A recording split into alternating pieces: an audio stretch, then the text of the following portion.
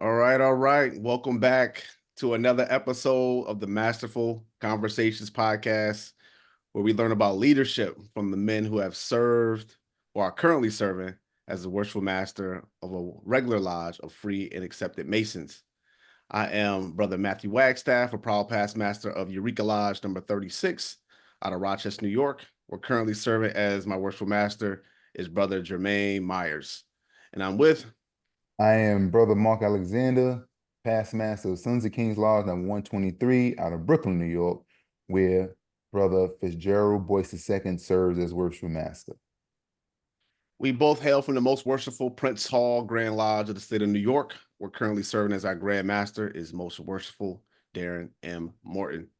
And before we get into the introduction of our esteemed guests for this evening, we do have a quick disclaimer. The information shared on this show is intended for educational and entertainment purposes only. The views and opinions are our own. They do not express the views or opinions of our lodges or Grand Lodge. If you have any particular questions, please consult the proper officer in your prospective jurisdiction. Absolutely. And also, do we have any announcements before we jump into the introduction as well? Can I say happy belated birthday to you, Mark? Oh yeah, I guess yeah. Definitely. Yeah. Happy belated Yep. birthday. Hope you had a Thank good you birthday, much. brother. Thank you very much. Absolutely. Any other announcements? Close to the big 50. Next year it'll be the big 50. Hey, man. God Blessings. willing. Blessings. I already passed that. And I'm done, done with the 5-0. But congratulations. Yes. May you see many, many, many more in good health and strength for sure.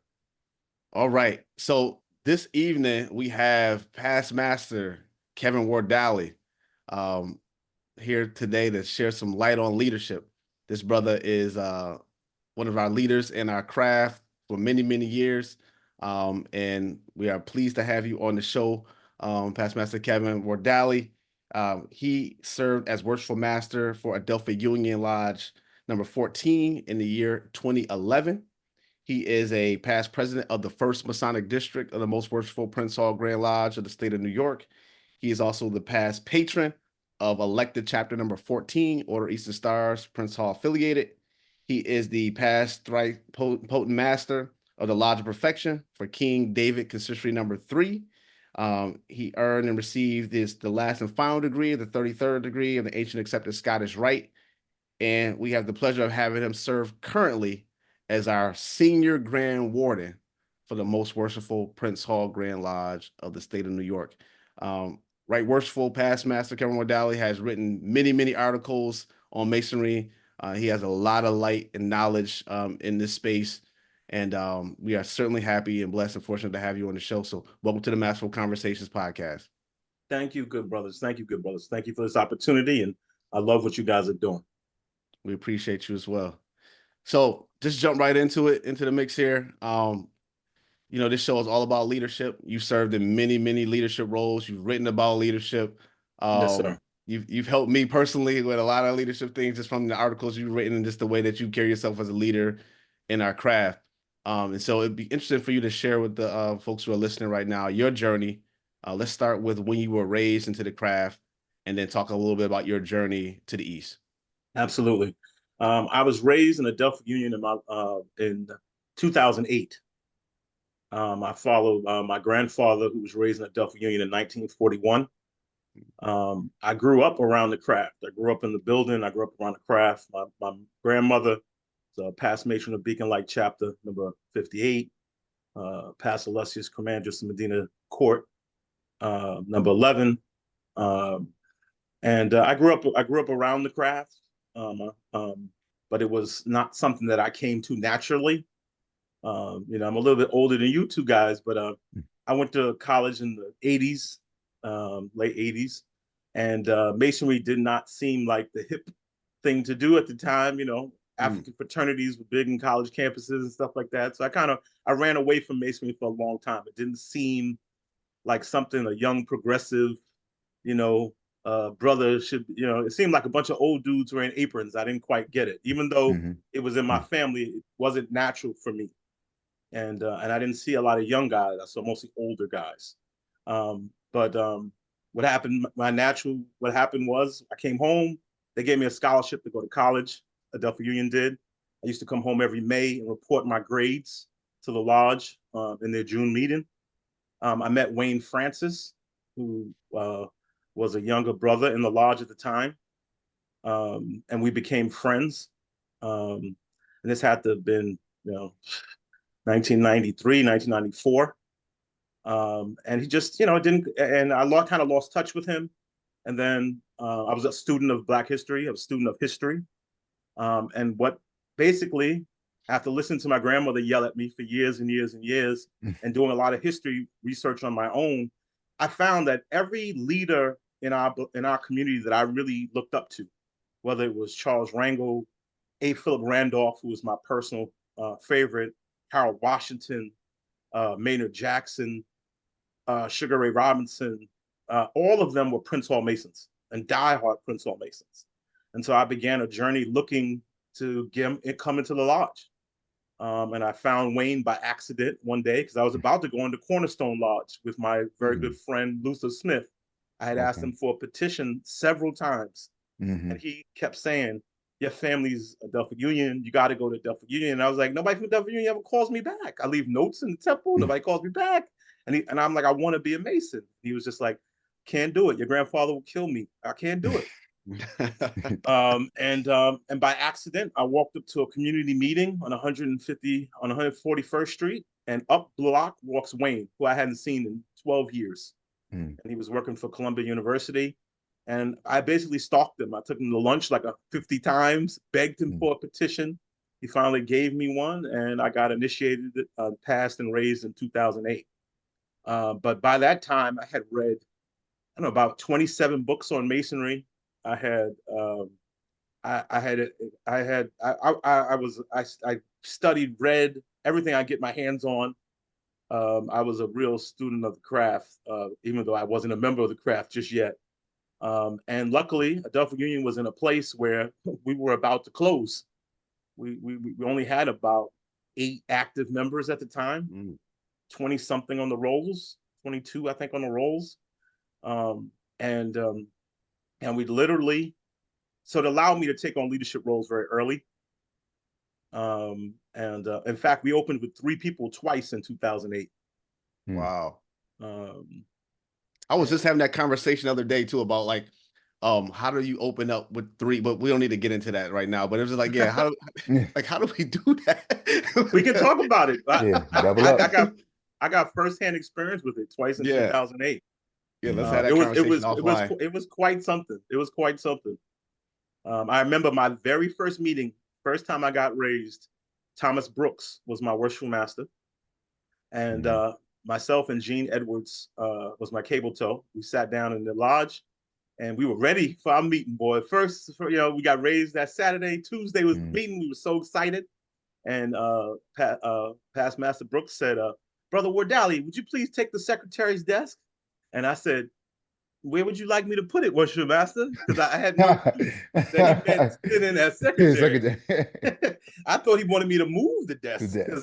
Clearly, he couldn't think I should be the secretary. And literally, I took notes on a meeting I barely understood, but I had good mentors. I learned a lot. But yeah, I served as secretary almost immediately in the lodge. But we were part of other organizations, right? At that time, so you kind of seen that before, or whatever. It's just first time being in Masonic meeting. Yes, I was a president of a local chapter of the NAACP. Oh, there you go. The Urban League. I had a lot of other experience. I just didn't. I didn't know a lodge like that. Yeah, like you ain't realize it was the same thing. Yeah, basically, I learned Robert's Rules of Order. Taking shorthand minutes. I learned and brought those skills over to the lodge. I served as secretary for 2 years. In 2010, I went from secretary to senior warden. I was supposed to go to junior warden, but the brother who was the junior warden, who was supposed to go to senior warden, had a personal family issue, and he stepped off and left the lodge. And I went to senior warden, and Wayne Francis, my sponsor, became the worshipful master in 2010. And I became Worshipful Master 2011. I followed him into the East the next year. Wow.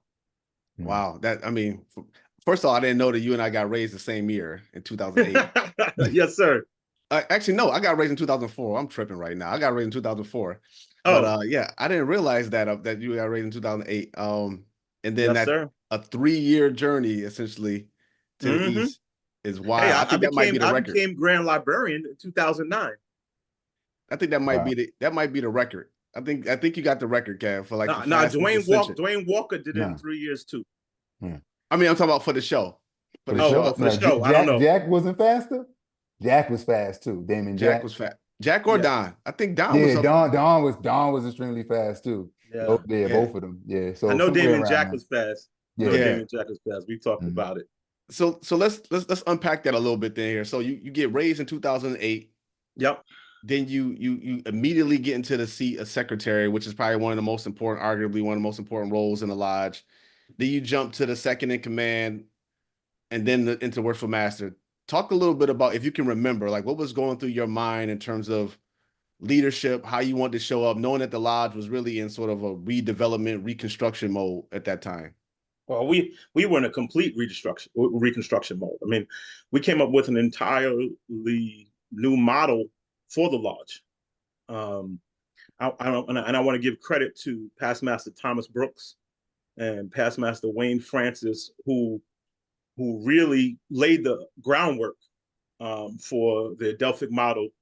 And, I added a lot of teeth to it and I lived it, but they really helped set that model in a real way. And this couldn't have been done without them. And we made a conscious decision to do a lot of things differently. And we believed that if you started a little bit earlier, we started at 7 instead of 8, that if you prosecuted Masonic offenses and took them seriously, if you came up with a niche for your lodge, a motto, a slogan, a symbol that folks could hold on to, that if you took care of your older members, that if you focused on Masonic education, fellowship, and large business as a 3-prong approach to everything we did, that we could get people to buy into this model because we were giving them some of what they needed, right? We believe that if we did those things, if we became very public, right? We came up with a hand sign and a call even before we had members to do the hand sign and the call, right? We started buying paraphernalia when it was only 2 and 3 of us. I'll never forget 2008, we went to this party. We went to Beacon Light, used to have the biggest parties back in the day in the Grand East, and they did this party. And at the end, they start saying all the lodges that are present, right? And it was myself, Gene, and Jonathan Shim, and they name all the lodges, but they don't name us, right? And Gene Edwards, who I will give all the credit in the world, he says, "Yo, what about the you? What about the you?" Right? He's like screaming over the mic. If you know Gene, you know that's what Gene does, right? And they were like, "The who?" He was like, "The you, the goddamn you." They were like, "What? Who are you three guys?" And we had on our Adelphic Union shirts with the U on the back, and we was as loud as 3 guys could be at the time. And that's actually where the call came from.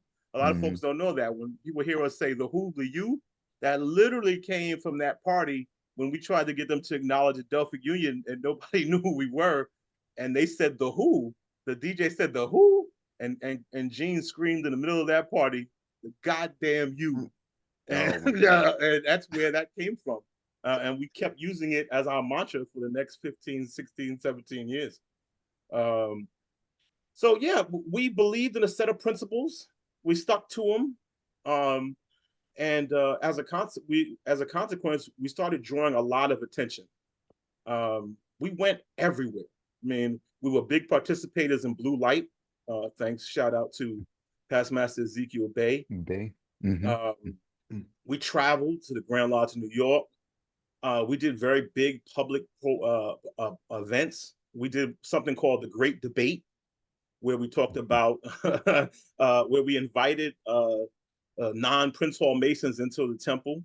And we talked about Prince Hall versus those non-traditional Prince Hall Masons. We did a program on the universality of spirituality where we invited people of all religions and traced that back to Masonry. We did a lot of and so what ended up happening is we immediately became very popular. Not amongst the older guys in the temple, by the way. We were very maligned amongst the institution, but we had 22 petitions. We did 2 classes in 2009. We had 22 petitions, 2010. We were growing exponentially. We also embraced some other brothers who had walked away. Brother Leo Bazil had walked away for 10 years because of an argument he had with Solomon Wallace. We embraced him. We got him to come back. Past Master Andre Jones, who had gotten to a physical altercation with an honorary past Grand Master in the bar downstairs and was suspended for 10 years. We got him to come back. We convinced Sandino Sanchez in 2009, who had walked away from the craft over an argument. He got into an argument with, somebody had disrespected his young woman he was with, and the older brothers refused to prosecute the offense. And he walked away saying, if my girl's not safe with these dudes, I'm not, I don't want to be a part of these dudes. We convinced him that this was a different Adelphic Union and that when people committed crimes, we were going to prosecute them, that didn't matter what role you held. We convinced some of our older past masters to come back out, that we needed their teaching, we needed their leadership, we needed their membership. And I'm not going to lie, we lost some as a consequence. They didn't. Past Master Paul James, Past Master Greg Gattero, they left us, went to Prince Hall 38. Oh, I ain't know Paul James was originally in the U. Okay. Yes, sir. He was my dean. Oh, yeah? Oh, wow. Yeah, he was my dean. But yeah, we lost a couple of brothers. We gained a lot. We gained more than we lost. And we got them to come back. And we had them buy into our plan, which they didn't, we were sure wouldn't work. But it did. And in the course of a short period of time, we went from nowhere to somewhere.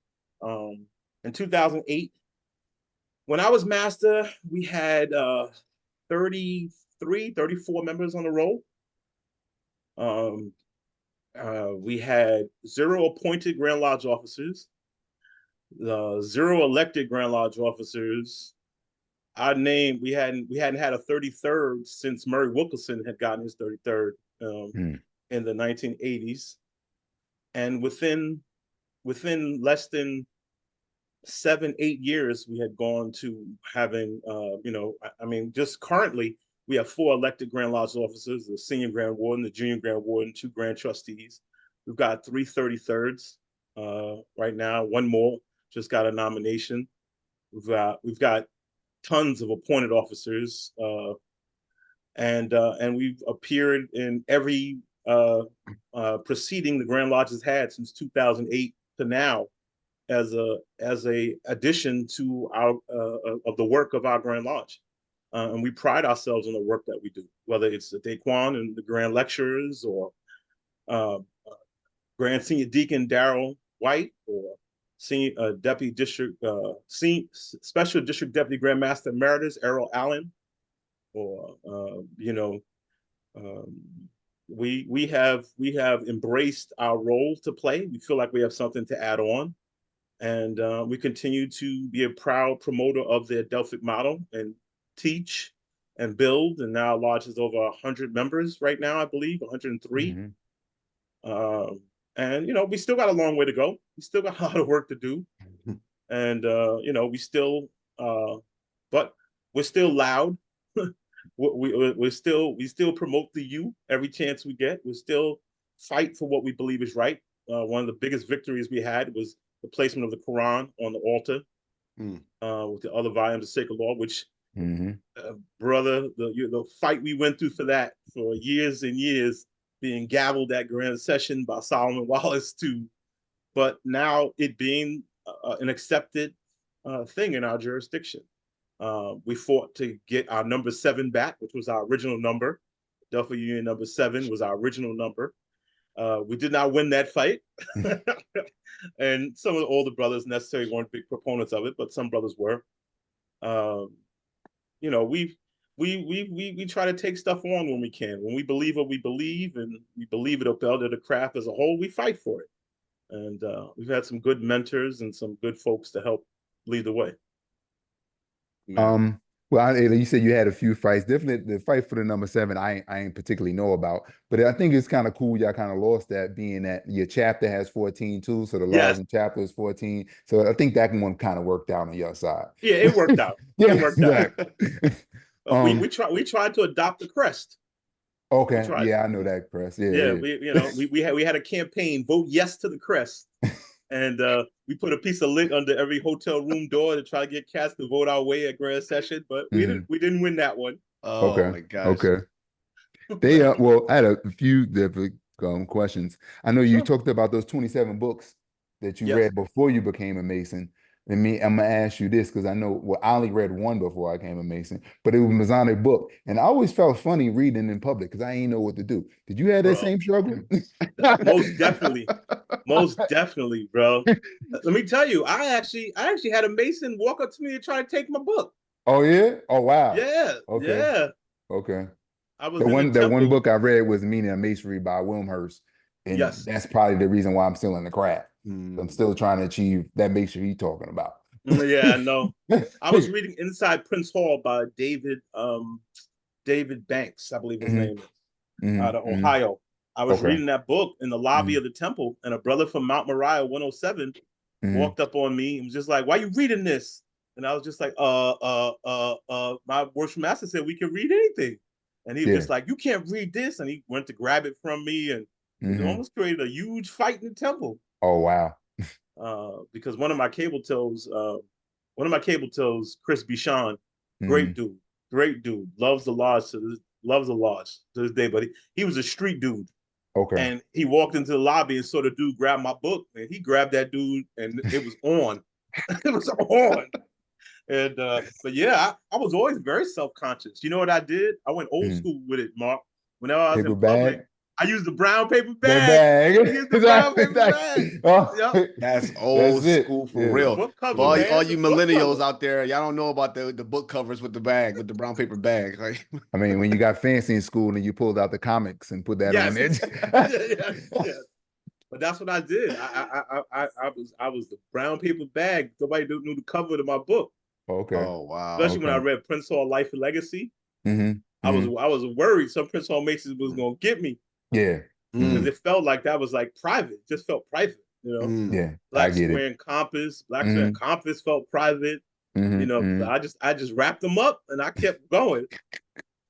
Well, the hope brothers that's watching is understand that public books people can read. There's no reason to go through all that. Absolutely. Absolutely. Yeah. I had no reason to feel that way. I mean, you don't know because you're not a member. But brothers that I see, our brothers should be educated enough that people can read those type of things. Absolutely. And should actually encourage people to read those type of things. Especially history books. Absolutely. You know? Absolutely. The craft and its symbols was another one, but I felt like I was sneaking behind somebody's back to read, you know. But no, without a doubt. But brothers should avail themselves of all these books. How'd you use those books like before you got in? When you fast forward the 3 years going to the East, did you use any of the knowledge out of those books to help you in your journey to the East in terms of leadership? Does anything stick out to you about those books you read prior to becoming a Mason? That still stuck out to me was just the dedication of the men who were Masons, and that they were successful in more than one aspect of their life. Right.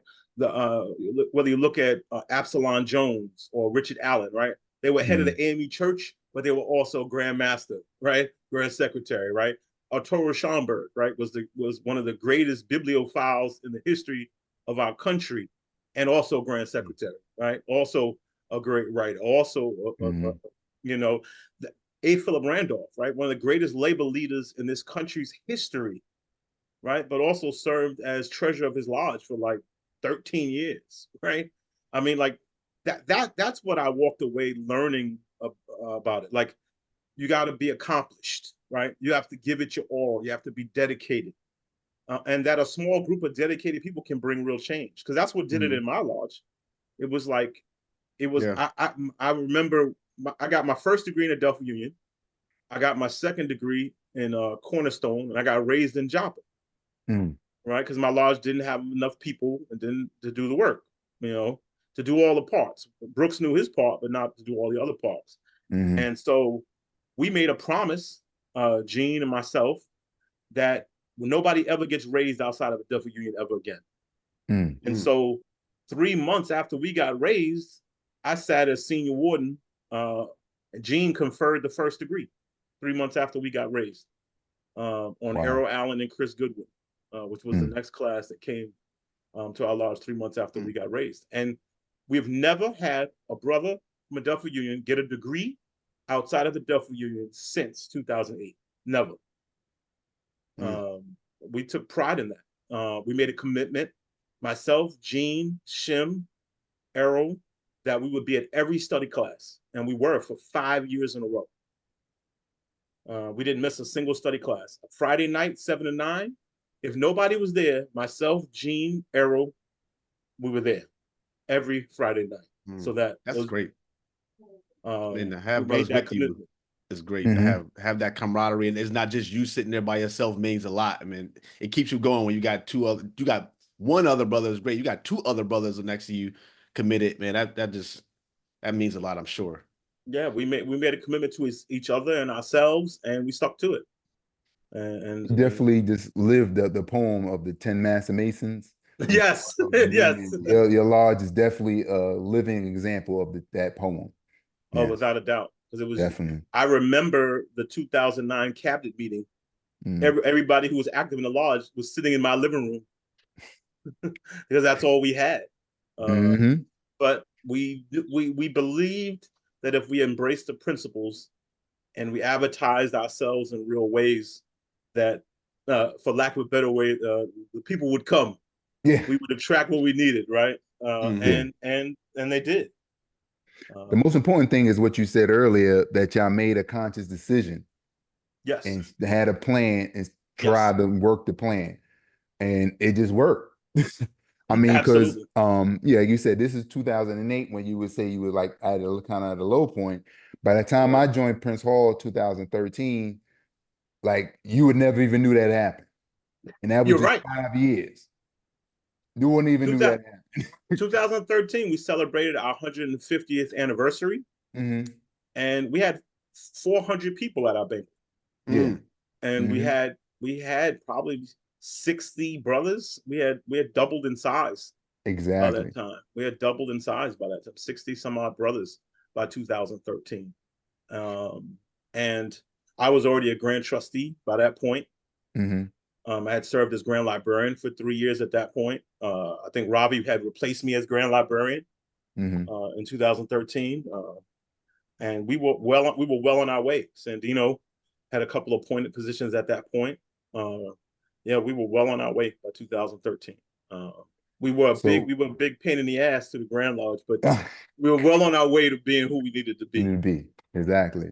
So I just want to make sure that brothers take this as an inspiration and know how fast time can go if you actually work a plan, get a plan, work a plan, and see how it works out. Everything might not be successful, as I'm pretty sure that wasn't. But just work the plan. And I tell brothers, we'll give you our plan. Exactly. I have been very open about the fact that every single thing that we use to be successful, I'll make available to any brother. And I have. Every brother who's ever asked me, I give you our plan. I give you the curriculum that I developed. I'll give you the degree sheets that we used in order to keep track of all the people who take part in the degrees. I'll give you all the handouts from candidate to Master Mason. I'll give you the PowerPoint that we used for what the Adelphic Way is. I'll give you the articles. I'll give you the trusted board information. I'll give you copies of trusted boards and stewardships. Every piece of information that we have, that we use, that we developed is available to any brother that wants it. Because I believe no matter how much people, how much I love everything that we did, it wasn't special. It was masonry. It was masonry. All we did was live Masonry. Yes, we had a plan, and yes, we had a few dedicated brothers. We had 3 or 4 brothers who were just like, we're not giving up. But it was Masonry. There's no innovations here. We're no magic. We lived Masonry, and anybody who's watching this can do it. You have 2 or 3 dedicated brothers, it can start with you. It really can, especially with the technology and the tools they have now to reach more people. We used to get a little articles and pictures put in the Amsterdam News and the Harlem Times of every event and everything we did, you know, and so we could get some attention. So cats would email us and stuff like that. It wasn't no Facebook pages just yet. Yeah, it wasn't. You know, shoot, I used to have access to my Adelphic Union MySpace page that I set up for us in 2008. You know, there's a lot more tools now. Yeah, you know, shoot, Twitter. Shoot, we get brothers on Instagram now more than we ever do on any of this other stuff. Just to show how fast time goes, this coming March will be 5 years since COVID. Whew. You know, wow. So time goes extremely fast, brother. So get to working. Absolutely. Oh my gosh. The foundational question that we have for this show. Hey Mark, before you get to that question, though, I just wanted to just add a little bit point to that, because Master Wardally has been a blessing to me by sending me. I've been asking for stuff like, I'm like, hey, can you give me? I ask. He said, so you know. Me too. The thing is, though, from a masonry and leadership and just a development perspective, it requires a lot of us to use that common gavel to really break off those egos, to be able to accept someone else's, at least the perception of someone else's work, in order to help you. Because then, at least what I felt or what I see is that it's, well, I want to create this on my own. I don't want this to be, I'm copycatting off of Adelphic Union. They already think they all that. And I'm just being 100, you know, I don't want to copycat off of them. They already, so it's like, okay, we're going to do our own thing. But why reinvent the wheel, right? Literally reinventing the wheel when you have a proven model. I tell brothers, when I encounter that, I tell brothers very honestly, this is what worked for us, right? As far as I'm concerned, take from what we did, what works for you, and then build on it and take it to the next level, right? Exactly. There's going to be things that are unique to your lodge, to your experience, that has nothing to do with what Adelphic Union did. Embrace that, build upon it, shoot, better it, and teach me, right? So that I can bring it back to us and help us, right? I totally understand that. I don't believe that we want 50 Adelphic Unions, right? Because one is enough. Right? I don't believe that at all. But what I do believe is techniques, and I have a master's in organizational management, right? That's my background, all right? I have 2 bachelor's degrees in economics and political science, right? So when I look at organizations, there are things that work for organizations, period, right? So some of these things will work to help build an organization, period. It has nothing to do, it could be Adelphic Union, it could be the Urban League, it could be NAACP, it could be, you know, whatever it is. So take the best parts that work for you and your group of brothers and build upon it and take it in your own direction, right? You don't have to do what we did. What you can do is you can take pieces that work for you and take it to the stratosphere. Absolutely. Definitely. The foundational question we have actually came from you, Kevin, as you know, discussed before. Something you had wrote and talked about that effective leadership, and then that's where our show wound up being right after that. So that's where it came from. So, in your opinion, what is effective leadership? Well, to me, and it could be many different things, right? Just like the definition of masonry, right? But to me, effective leadership is getting men to work together, to play together, to believe together that they're making a difference in the world, and they're doing it by bettering themselves and the world in which they're a part of, right? And getting them to believe in that process, right? Because the reality is getting folks to buy into something and then moving towards a common goal. That's what that's about to me. That's effective leadership, right? when you have to give people orders, or if you're using that gavel than more than a direction device, you will not, you cannot lead them, right? You can't yell at them. You cannot demand of them.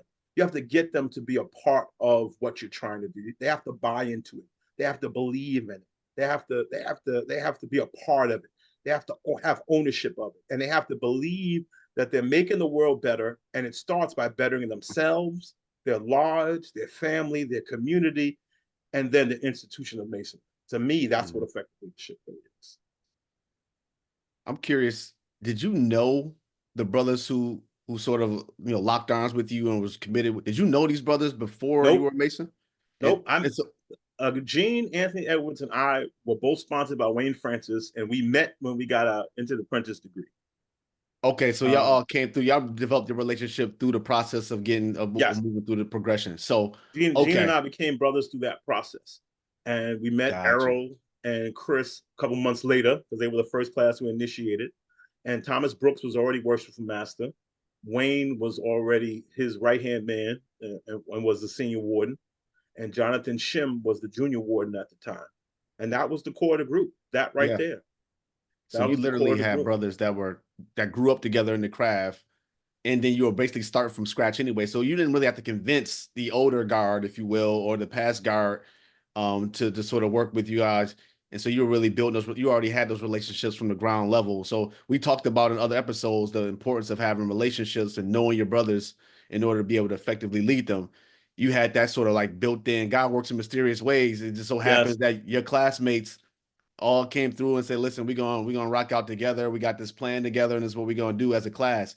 And so, again, brothers and sisters that are listening right now, your classmates that you come in with, use that time. Don't just, try to get through the degrees, the progression, but use that time to get to know each other, create a plan, create an approach, especially if you see your lodge is struggling, and come together. And look, and again, I can't give enough credit to Thomas Brooks and Wayne Francis, because they were our mentors, and they were the folks who really they gave us that initial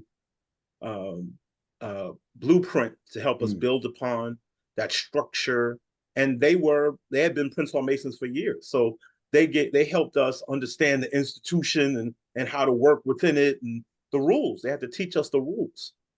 And that was a blessing, because otherwise it had been us just kind of struggling in the dark. So those brothers, those two brothers specifically, really gave us that mentorship and leadership we needed to continue, and they allowed us to participate. Although I guess it was only a few of us, I guess they didn't really have a choice, but they believed in us, and allowed us to tweak it, to grow with it, to add to it, to use our skills to better it, and so that by the time we got to fighting to bring back some of our past masters who had become disillusioned, or bring back the Sandinos, the Leos, and others, we had a model to share with them, to try to sell it to them. And one of the first things we did was a Masonic Meals on Wheels, where we got together in my backyard and cooked food, and we took it to all the sick and shut-in brothers and the past masters who didn't come out anymore. Right? We would break up, go in 3-4 different cars and go to their house, just be 2 of us at each of their homes, and we would tell them about what we were trying to do, give them some food, and they would give us a lot of liquor, and we would beg them to come back and tell them about what we were doing. And we got some of the older brothers to come back. We got Past Master Keith Treasure to come back, Past Master Robert Myers to come back. We got Past Master Garvin to come back, right? All folks who had kind of walked away from the lodge for various reasons. But they saw these 2 brothers they had never really met show up at their house with a plate of food and a story and a wish, and they let us in, and we sold them a dream. And when they came back, they helped us provide leadership. They helped us in a lot of ways. Those Past Master Ray Charles, one of my real mentors in the craft. He's a member of Adelphic Union for 62 years. It was a brother. I mean, he was what you call a real blue house Mason. He didn't belong to any other house in Mason. And I kept asking him, like, how? You've been here so long. You could have been past potentate and past this and past that. And he had one of the old blue books, not the new ones, the old little ones. And he literally said, he said, Brother Wardally, this is how it is. Every day I pick up this blue book and I read it. And the day I don't learn something new, I'm going to join one of those other houses. And he says, 62 years I've been picking up this book, and every day I learn something new. So the day I pick it up and don't learn something new, you give me a petition for the consistory, okay? I said, yes, sir, past master. Nice. And he never, ever joined another house. He passed away, and Adelphic Union was it for him. And those brothers showed us real dedication. That brother was going through cancer treatment. And you know how a lot of these older brothers, how they would feel about certain lectures. So he was the king of the gloves and apron, the old long gloves and apron presentation. He came straight from chemotherapy to a degree to perform the gloves and apron. I'll never forget it. We were doing the practice on Friday before the Tuesday, and Errol Allen, brother, past Master Allen, was going to do it because he loves that lecture. Okay. And he was like, I'm going to do it, and blah, blah, blah, blah, blah. And we were like, all right, cool, Errol, you got it. You know, past Master Ray Charles is sick. You know, we know, blah, blah, blah, blah, blah. The night of the degree, his hands had turned black because of the chemotherapy. And he was weak as can be. His daughter brought him to the temple. He could barely walk. And when we got to that apron and glove position, he got up from his seat and he grabbed those aprons and gloves and he did that presentation like I had seen him do it like 10 years earlier. It was unbelievable, unbelievable. And he told Errol. Errol got up to think he was going to do it. He said, "No, young man, I got this." And he did that apron and glove presentation, and I'll never forget it. I'll never forget it because that's the type of dedication these dudes had. I mean, this man was sick as a dog, but nobody was doing his lecture but him. Not in the Adelphic Union. And that's the kind of I tried to remind these brothers as they come in. These are the shoulders of who we sit upon. Right? These are the men that when we don't do the stuff that we're asked to do, that we let down. And we disrespect their membership and their leadership when we can't do simple things that are asked of us. One other saying that I definitely got from you, and I know you say all the time, is like, you don't have to like your brother, but you got to love your brother. Yeah, that was part of my theme for 2011. How did you use that in order to guide your leadership skills, style? There are two things that I fundamentally believe about the craft. Well, there are many things, but there are two that really helped me in my leadership. And one of them was the concept of love, not like. I taught that as an active thing to the brothers in my lodge, and continue to whenever they let me talk from time. You know, I'm an old past master now. They don't let me talk as much as I used to. But I was always very clear with my brothers. It is not required of you as a Mason that you like every brother in your lodge. It's not going to happen. It's just not going to happen. The bigger you become, it's just the reality is some folks are going to click with you better than others, right? It's not required that you like means I want to come to your house, watch a football game, and drink with you, right? That's like, right? Love means I'm vested in your success. Love means if you need me, I'm there. If I have something that you need to be successful and I have it, you have it, right? If I go to the hospital, I know that you're there, right? When past Master Charles, when he passed away, he was very sick. He went to hospice. Adelphic Union, we showed up on the night that Barack Obama got elected. He was in hospice. We were all in his hospice watching the speech. There were 22 of us in his hospital room the night he got transferred to that hospital. We watched the speech in the kitchen of the hospice, right? And when he was a very proud older man. And as he got sicker, he couldn't shave himself and stuff like that. Man, I remember Robbie showed up one day in the afternoon, saw how uncomfortable he was, went out, bought a shaving kit, shaved him.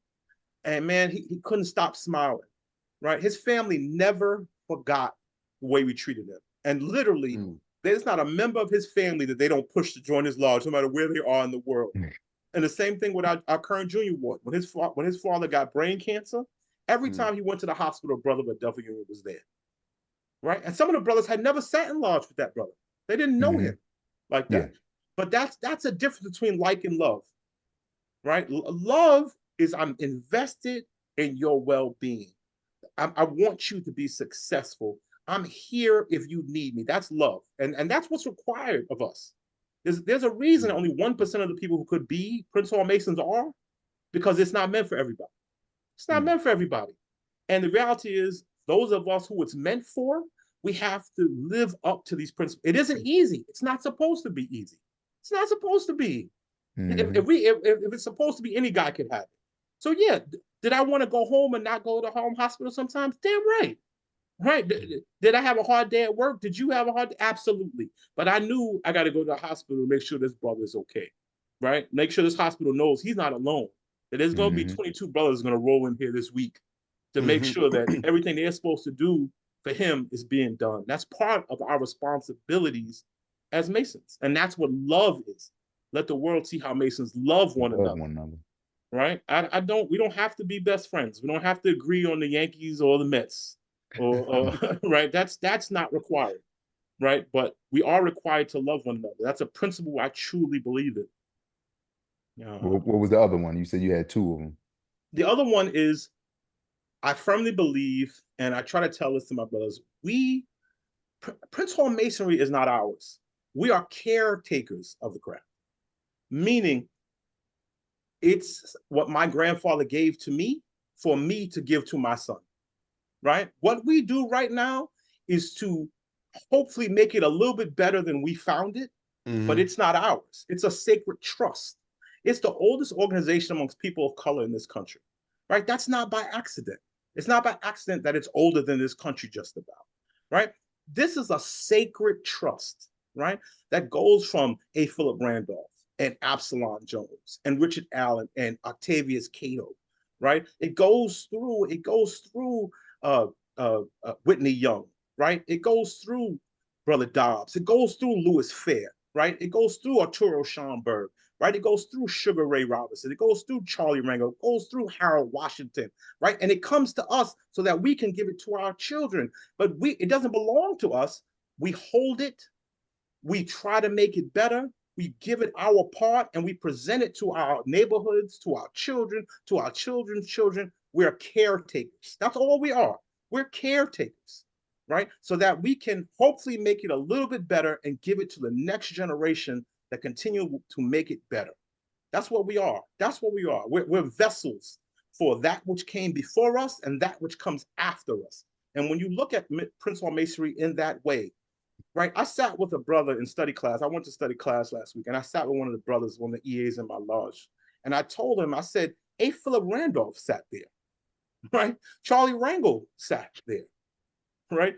The leader of the Black poverty programs in Harlem sat there, right? Adam Clayton Powell Jr. and Senior sat there, right? This is bigger than you and I, right?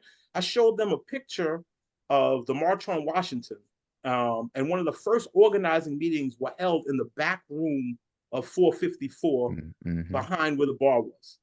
Right? It was a bunch of Eastern Stars, A. Philip Randolph, a couple other brothers and sisters. That was one of the first organizing meetings for the March on Washington was held in that back room in the temple, right? I showed him a picture of Sugar Ray Robinson. He held his first job fair that he held for all his businesses in Harlem was held in the auditorium upstairs, right? This is not about us.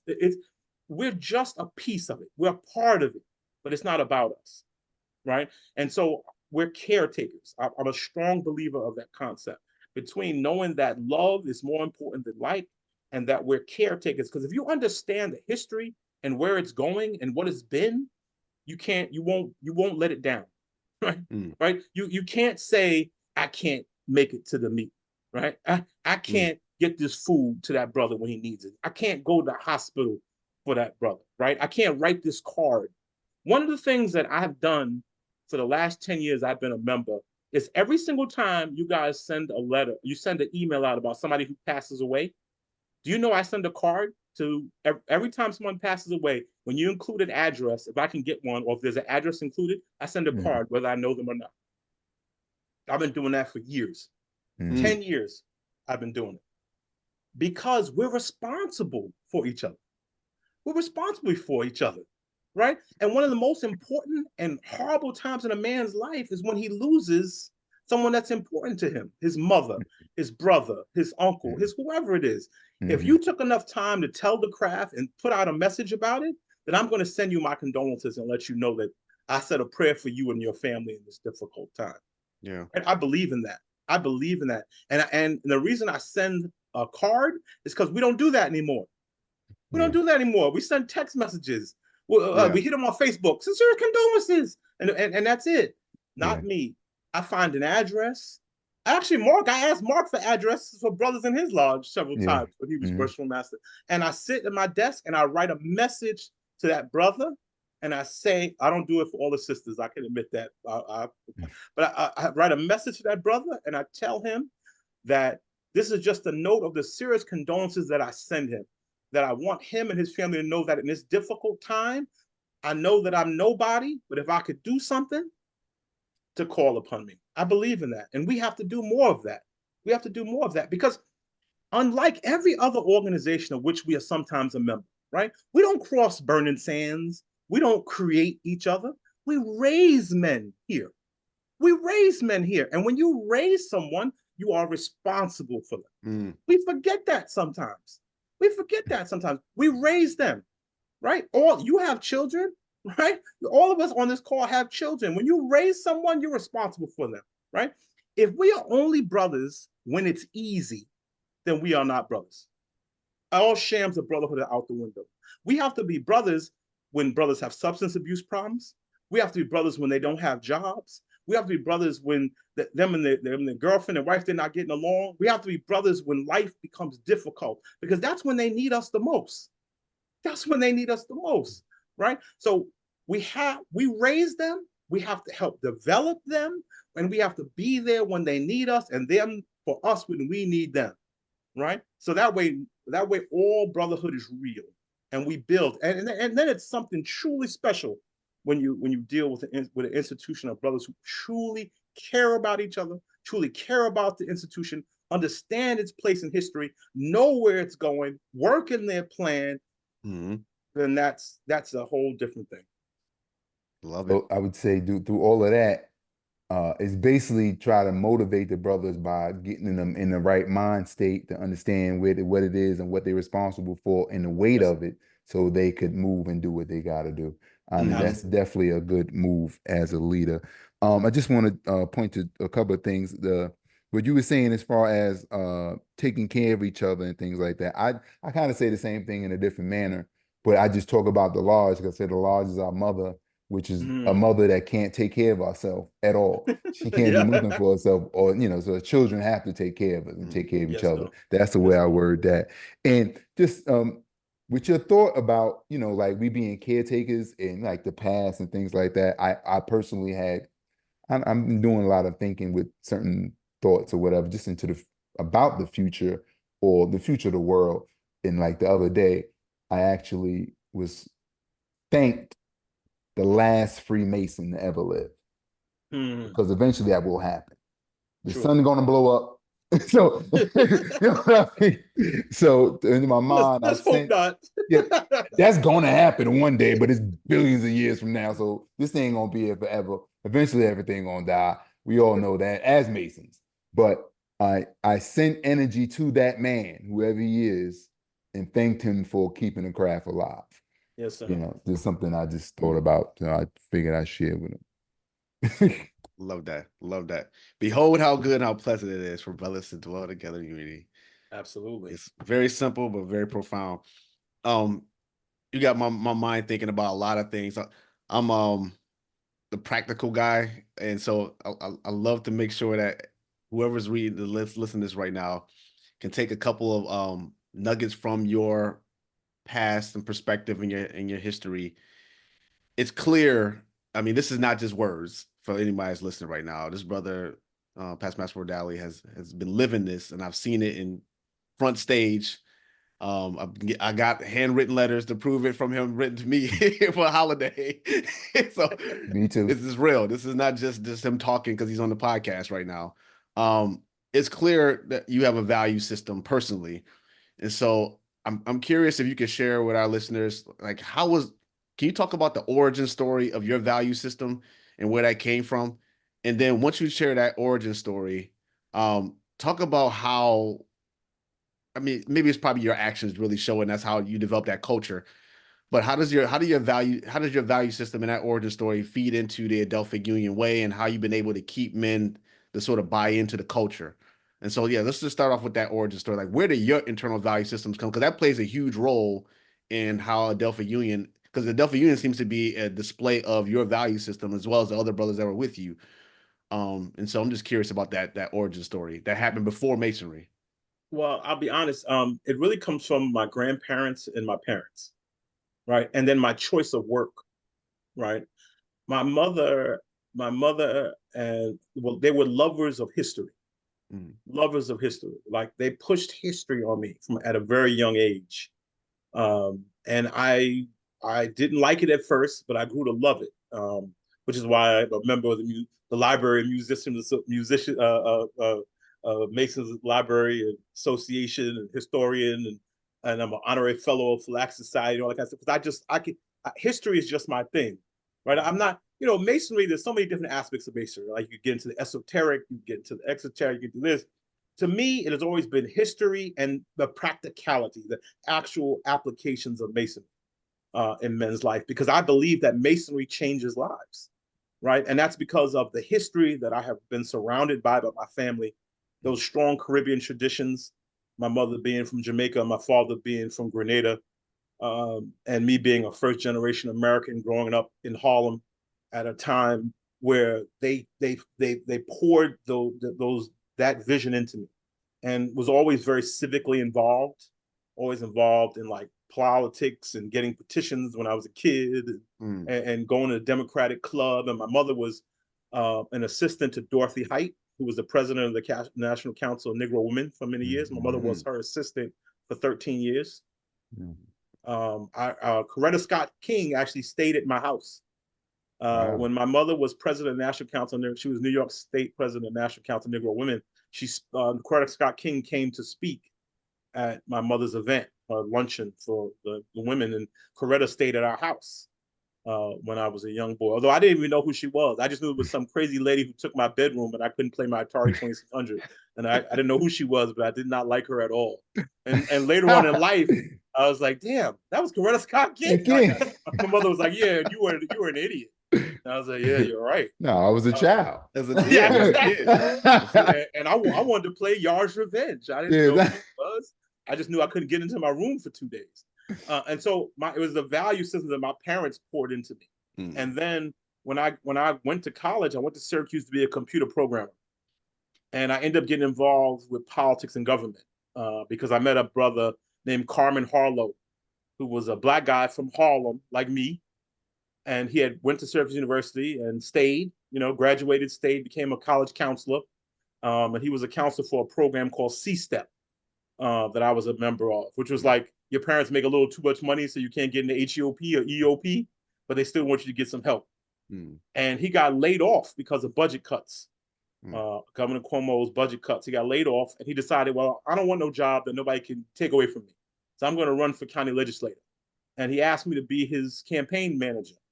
And I was like, dude, I'm a sophomore in college. I don't know what that means. And he literally was like, bro, I never run for office, and I don't know what that means. So together, we're going to do this. So I went to the library. I took out every book on campaigns I could find. I read everything I could. We went door to door for 6 months in the snow, and he won. And it was the first time a Black man had ever represented the 22nd legislative district in Onondaga County. And when he won, he said, all right, now we're going to City Hall. You're going with me. You're going to be my legislative aide. And I said, dude, I've never been to City Hall. He said, dude, me neither. Right? But we'll learn together.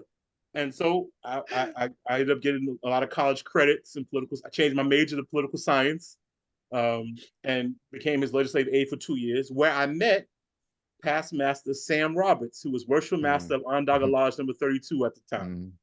And he was another person who poured Prince Hall history into me. And it was just like, your family's surrounded by it, right? And I'm right here. And he took me to Onondaga 32 and all kinds, like and it began to surround me, so that by the time when it was my time, I had a chance to draw upon all these folks. But it was that And then I began working in politics. I went to work for Charlie Rangel 6 days after I graduated college.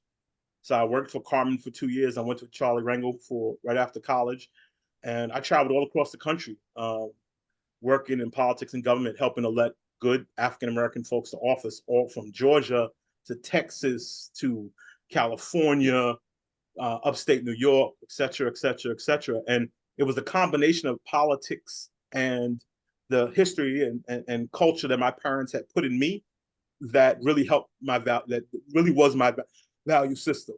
And as I got older and politics no longer spoke to me as much, I learned that Masonry spoke to me more. I got a little disillusioned with some things in politics over the years. I still work in government, for a few more years till I get to retire. But I made a conscious decision that Masonry was going to be how I changed the world. That I had seen Masonry change the lives of a lot of people, including myself. At times, I hit a dark point at one point, and really it was Masonry that saved me.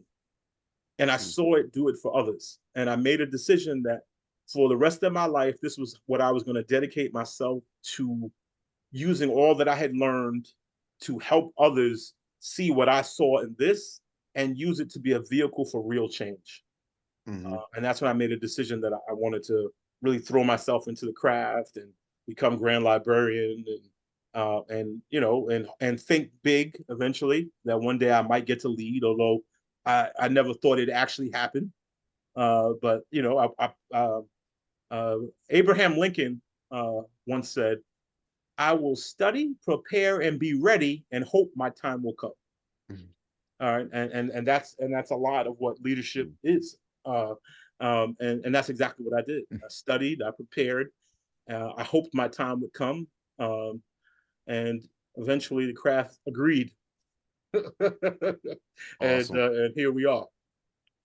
No, I appreciate that. I mean, we also need to get into the culture piece for Adelphic Union, but I think those origin stories are important because we just don't just get here by happenstance, and especially in Masonry, when we talk about what we need to do in order to build that love for each other, you got to come with a certain value system and a certain perspective, and it just doesn't just happen overnight. Like that's cultivated over time.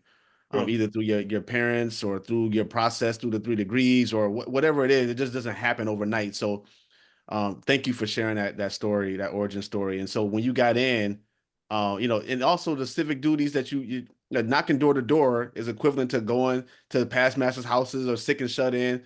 Like, so you've had that muscle memory sort of built into you, and you have the empathy and the persistence and the consistency. A lot of the things that we did in the Adelphic model was things I learned in politics and government, right? Yeah.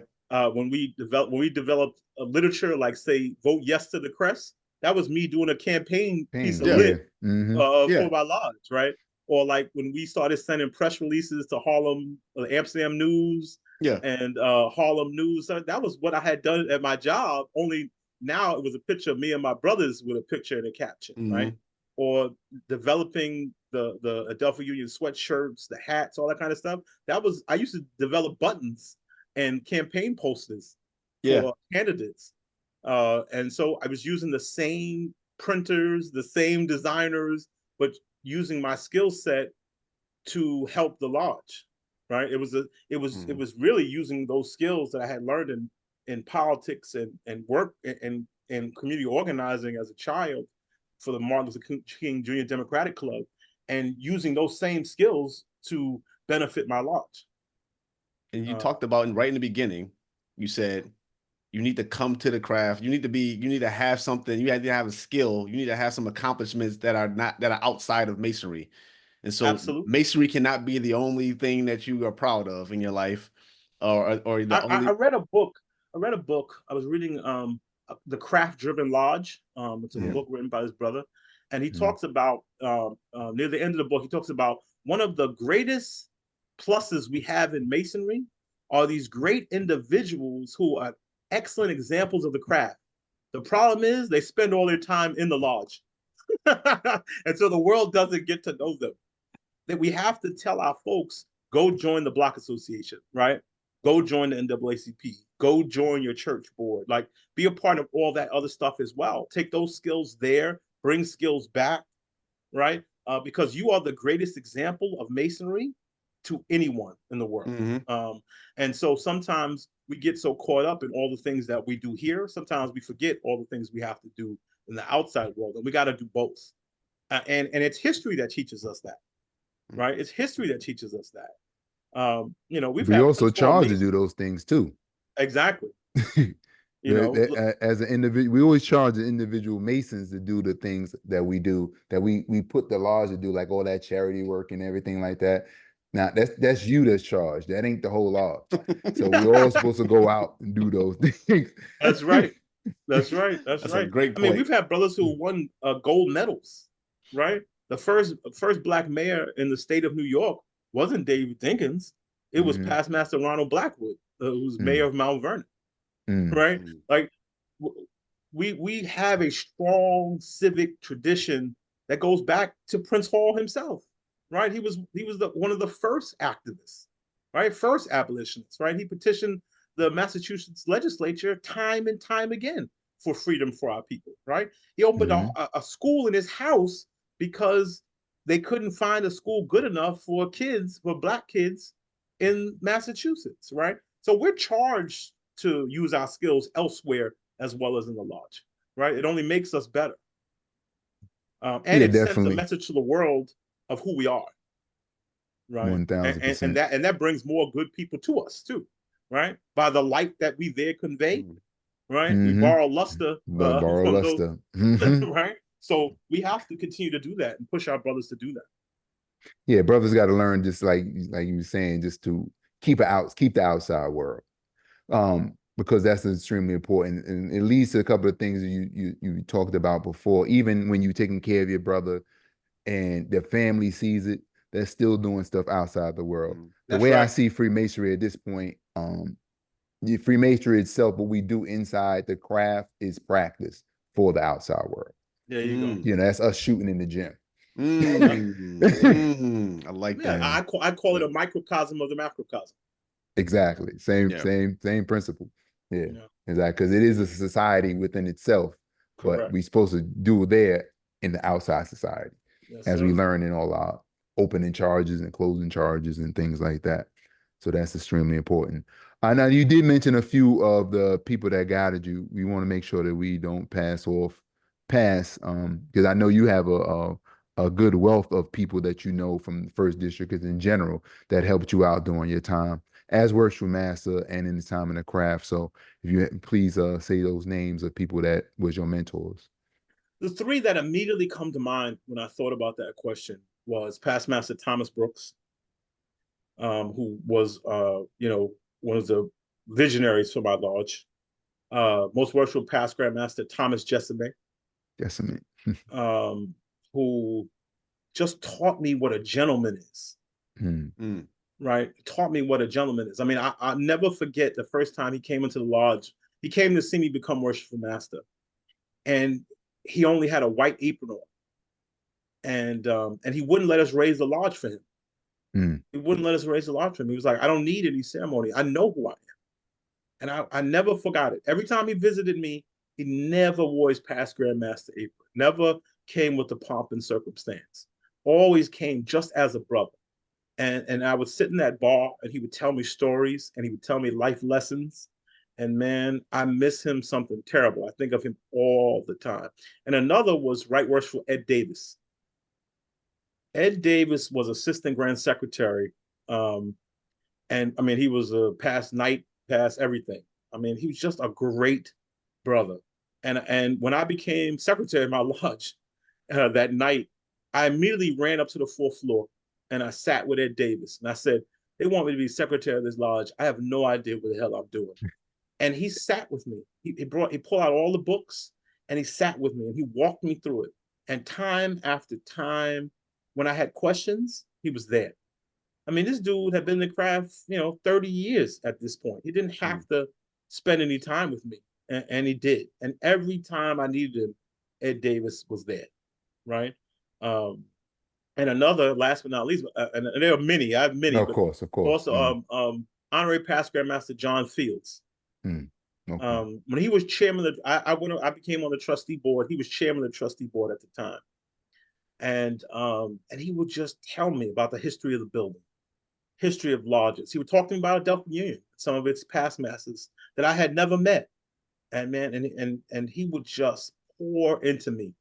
And when he left the trustee board to become honorary past grand master, he gave me his cuffs.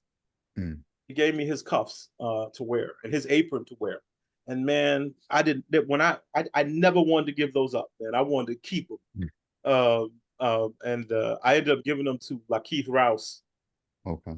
Once I became the grand treasurer. But I mean, it was such a blessing to me. He called me, he said, "Come to my house," and I drove to the Bronx to go sit with him. And he had it in his case, and he was like, "I want you to wear these." He said, "I could give them to all the new trustees. I love those brothers, but it's you that I believe is going to be something special in this craft." And he gave me his cuffs and his apron, and that's what I wore for the next 6 years as a grand trustee, thanks to him. I mean, I just learned so much from these brothers. It was, and I always look at my grandfather too, even though he passed away very young. He passed away when I was young. I never forget his pictures with his fez on, with his black and white on, with his apron on, his small lapel pin, with square and compass lapel pin, and just how much, the little things I got from him about how much a lodge meant to him. It was a blessing. Those brothers really poured into me, and I think of them all the time. Nice. I did want to say something that we mentioned a second ago when you talked about having things to do on the outside. I personally think when you still have an outside world, it kind of tames the ego for brothers in the craft, because when brothers have just the craft, it seems like their ego go crazy within the craft. So when they have stuff on the outside, they kind of calm down and they don't need so much out of the craft to feed their ego. There's a saying we say in politics: "Don't believe your press releases."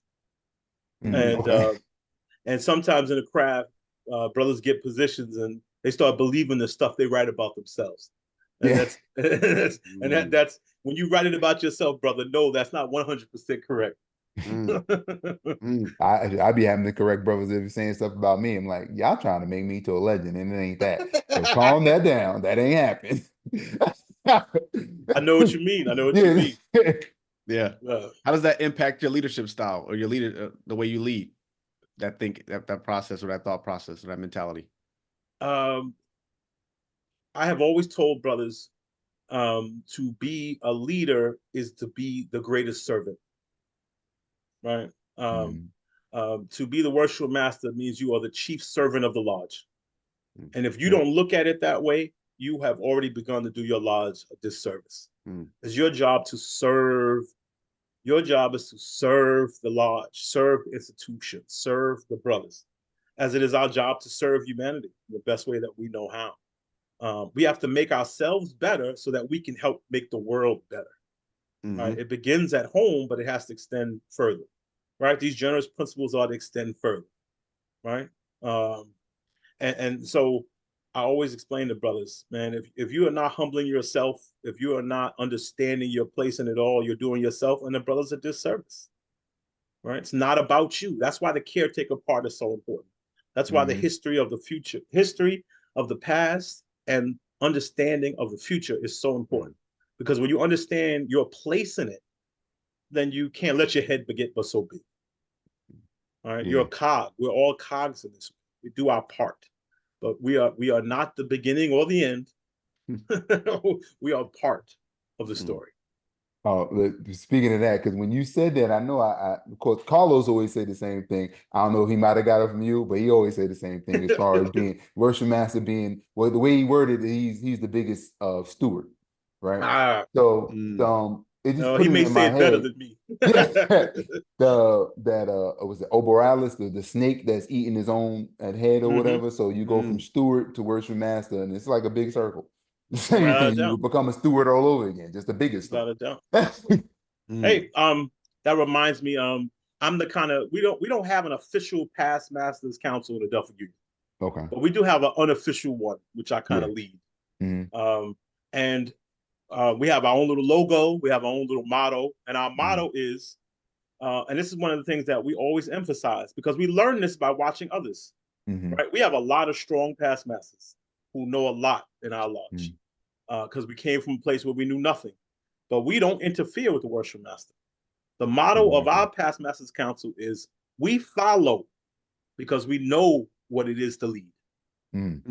Right? It's our job to be the institutional memory for the lodge, right? To provide advice in private and follow in public, right? That's the job of past masters, right? Two things: institutional memory and advice in private. Don't embarrass anybody. Don't call it out in the lodge. Don't say in my day, none of that. Advice in private and institutional memory, so that the worship master has all the tools he needs to make the decision. But don't get me wrong, if we're saying go left and the worship master says I'm going right, in the end, if the master says we're going right, we're going right. Right? And we're not going to complain about it. We're just going to go right. Exactly. Now, we may whisper in his ear, I told you I wasn't going to work. Exactly. We're not going to do it in the lodge. We're not going to do it in front of other people, right? That's not correct, right? But if he says we go right, then that's what we do. We go right, because all of us sat there. All of us knew what it means to lead. So we know what it's like when stuff goes left. So we follow because we know what it means to lead. And so we don't interfere with our master. We provide advice, and then we get the hell out the way and do whatever he tells us. Amen. Matt, get that last question in. The time is running a little late. I know. We can be here all day listening to the knowledge, man. I'm just soaking it all in right now. I'm just like, man, I know anybody that's listening to this right now that's aspirations to be a leader. I mean, you can't leave this conversation without at least a notepad full of just like, all right, I can do this. And I know you're gonna summarize in a minute. But the the last question is, we know that you are currently our Senior Grand Warden. Yes, and we know that, you have a job to do in that space, and you also, always thinking big, right? And just being prepared for whatever the craft may have for you in the future. That being said, we do like to ask our hypothetical question that if you were to go back into the East and be Worshipful Master of Adelphic Union Lodge number 14 in the year 2025, knowing what you know about yourself, about the lodge, and about the craft, what's one thing that you will focus on as Worshipful Master next year? I would, let me think. I would just focus on getting back to basics, right? Going back to the model as if it was the first day we ever rolled it out, right? And something that we're actually doing right now is I would put all of our leadership documents in one book. We're currently, we have Brother Andre McKenzie, Professor McKenzie, brother of our lodge, is actually putting all of our materials into one book, a leadership manual for Adelphic Union and for any lodge, but for looking back at our last 15, 16 years, successes and failures, and all the materials there, right? All the degree sheets, all the curriculums, all the PowerPoints, all the everything in one place, so that a brother can always have it to refer to as he's on his way into leadership. Because what we have learned is that as you get further away, and let's be honest, right? I can't be there every week like I used to be, right? Sandino can't be there every week like I used to be. Daquan is a deputy district grand lecturer. He can't be there like he used to be, right? Errol can't be there every week like he used to be. But we have to provide guidance, and any guidance that's not written down is not guidance. I believe everything has to be written down and passed on. And so I would probably write more stuff down to pass it on. And I'd go back to the beginning, right? Focus on the brothers. Focus on the brothers. Because as you get bigger and bigger, too many brothers fall through the cracks in this institution. We forget that our sole purpose is to take care of each other. And so if there's a brother you haven't seen, the brothers who I haven't seen in a couple of months, brothers who I haven't heard, I would get on their nerves. Like I would reconnect with those brothers. So I would write down more of the stuff. I get back to the bare model, and I would spend time with brothers I haven't seen, and build on that fellowship, because that's important. And also, you know, look, we don't know what's going on in brothers' lives. Lots of times brothers don't tell us, right? It's Exactly. just the nature of being Black men in this country, right? We don't like to tell each other we love each other, right? We don't like to tell each other when we're struggling. So we have to work harder at getting in brothers' lives so that they feel comfortable enough to confide in us, so that we can be there and be a help to them when they need us most. Definitely nice. Love it. I don't want to go without mentioning it, because I'm always the one that's always paying attention to backgrounds. I know what it is. People people don't see it all the time. Your background, Kevin? Yes, that is my background is Adelphic Union in 1948. When I was librarian, one of the things I did was I cleaned up the library, and I found some original pictures from Adelphic Union going back 60, 70 years. And that was when the altar cloth that we currently use was dedicated in that meeting. Oh, wow. In 1948. And it actually says 1948 on the altar cloth. And that was the meeting where it was dedicated. I found the picture. And I've used it as my background, so that it reminds me always of where we come from. Nice. Yeah, Fantastic. where we come from. Yeah, thank you. Past Master Wardally, definitely was a pleasure having you on this evening. You gave us stuff to think about, things to aim for and do. And we definitely appreciate that. You have gave us a few jewels in which we could take with us. Definitely. Things like, of course, love, not like. Yes, That Freemasonry, we are the caretakers of Freemasonry, and not ours. That's right. definitely something different. We raise men, so we're responsible for them, just like a parent would raise their children. Correct. That we should study and be prepared just in case our time ever comes. The quote, Abraham Lincoln. Abraham Lincoln. But yeah, definitely, that's something that we definitely, brothers, need to harp on, and don't wait until the last second. Get yourself prepared. If you think you might be Worshipful Master one day, and it's not a waste of time. If you never become Worshipful Master, you did all the studying, it's about the journey. Correct. Not about the actual attainment. So and brothers who want to be master, don't waste a second. Yep. Don't waste a second. Enjoy every second of it. I was the first master of my lodge who unveiled his trestle board in his meeting in December. When I was elected in December, as part of my acceptance speech, I gave up my trestle board. And the brothers were like, "What?" And I was like, I'm going to enjoy every second of this. I'm not. Why am I going to wait 30 days when I already know what I want to do? I already know what I want to do. I already know where I want people to be. I already know what my committees are. I've already talked to the brothers. And pay attention to that, because you're going to see something when my time comes on the other thing. I'm going to do the same thing. I would do the same thing. I'm not wasting a day. What do I need 30 days for? I've been on this line, for years. What I need 30 days for? No, sir. Not wasting a day. You don't get many opportunities to lead something as important and as special and beautiful as this thing of ours. So for every day that I can do it, it's a privilege, and I'm not going to waste one day. Just like not one day. We're going to move forward every single day. Cool. Appreciate that. Also, that the Worshipful Master is the greatest servant. Never forget that, brothers, that you are the biggest servant in your lodge. That one thing that I never heard it said before, but I'm definitely going to harp on that, being at this show. The past masters are the institutional memory. Yes, sir. We as past masters are supposed to make sure that everything that was done before that we know of get passed on to those in charge after us, so how that else it continues on. Yeah, how else will they know? Exactly. So, like you said, try to write it down if you can. Make sure you can write everything down you can. Yes. And then continue to be that institutional memory, and not just about your year. Don't be like in my year. Think about everybody else. No. But thank you very much, Pastor. Hey, I want to thank you, brothers. I want to thank both of you brothers for coming up with this. I want to thank both of you brothers for these opportunities, and I want to thank you for all the great interviews I've seen you do with so many profound brothers. Because and I wrote an article in the Sentinel a couple months back, where I've asked brothers to do something similar. Mm-hmm. Take your phone, right? I wrote an article. Take your phone, brothers. You have brothers in your lodge who are older, who can't come out, who don't come out as much. I gave you 15 questions in the Sentinel, and I also will resend those out. So I call it the modern day Prince Hall Project.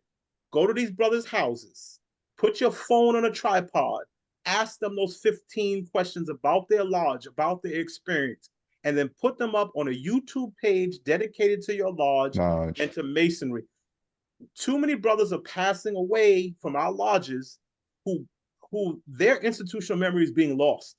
Their institutional memory is being lost. And those jewels we can never get again. Right? So go to these brothers' houses. You have the technology. Buy a $10 tripod on Amazon, put your phone on it, ask them those 15, 16 or more questions if you have them. Sit in their living room and let them talk to you about what your lodge has meant to them, the things that they've done successfully, why it matters, what was going on in the world at that time, right? And put it up on YouTube so it exists forever. And use it so that the brothers who come after you always have that to lean upon. I call it a modern Prince Hall history project. I want every brother who has older brothers in your lodge to take this on. And I already wrote the first 15 questions for you. You can do 15 others. You don't even have to use any of mine. But if you don't use them, go to their houses and do it now before we lose more of them. Because let me tell you, I wish I had an interview with Ed Davis right now. Yeah. Right? I wish. Why won't we have past Grandmaster Jessime? Yeah, right? Exactly. Or Dan Simmons. Dan Simmons. Right? Yeah. Right? Why don't we have a 25-minute YouTube with Dan Simmons sitting in an archive right now talking about Prince Hall Mason? Yeah, right? definitely. The fact that we don't is a damn shame. But let's not lose anybody else. Let's cut it now and let's go do it right now. Everybody take up the charge and do it now. On that note, I just want to say shout out to my other podcast, Forget Me Not podcast, who does the exact thing that you're talking about. Oh, really? Exactly. Well, I only had a couple episodes, myself, and worthy matron Kwana Howard. Well, we doing it together. So we did so far Kathy Ann Wildridge and E. Thomas Tyler. Thomas Oliver. That was my first one. And we have another one tomorrow. So we took a little hiatus, but we're getting it back on board. So we're doing the same thing. So we don't mean the same accord. Do it, brother. Do it. Absolutely. Do it. Fantastic. We have to do it. It's too important. Absolutely. So we got our charge. We know what we need to do now in order. We got our homework from past Master Wardally. So brothers, sisters, encouragement to please, capture those stories. We need them. And this is what this podcast is all about too. It's not just about understanding leadership, but certainly being able to capture our likeness, capturing our thoughts at the time and sort of in our perspective. So thank you again, Past Master Wardally. We appreciate you. Thank you for all that you do for your craft, for your lodge, for society. You have added a ton of value into this organization. And truly, I want to say thank you for all the time and energy and effort that you put into this organization, to this craft, and to yourself. And so thank you, my brothers. Thank you. Appreciate you. Appreciate you as well. And so with that, everyone, got another episode in the books. We appreciate you for listening in, staying with us, staying tuned. Please like, subscribe, share this episode. There's a lot of information here. A lot of information. Real quick. I don't know if we can put no more than you on here, man, because they be going like forever on the no. Hey, they got a lot of information to share. Hey, listen, I'm taking it in. We listening. We listening right now. Yeah. This is the third brother from the U on here right now. Yeah, that's true. That's true. Oh, it's all good. Hey, wherever there's light, we looking for it. So we appreciate you, brothers, for sure. Well, I appreciate y'all including me too. Everything in due time. Everything. Yes, sir. Yes, sir. Yes. And so with that, everyone that's listening right now, again, please share this episode with anyone who you think would add value to their lives, whether they're in the craft or not in the craft. We know that the world needs leaders, and leadership starts with being able to lead ourselves. It's impossible for you to lead anyone if you cannot lead yourself. So please take the information, take the knowledge, take the nuggets and the experiences that you hear today and use them and apply them into your life so that you can improve yourself, your family, and society. And until the next episode, God bless.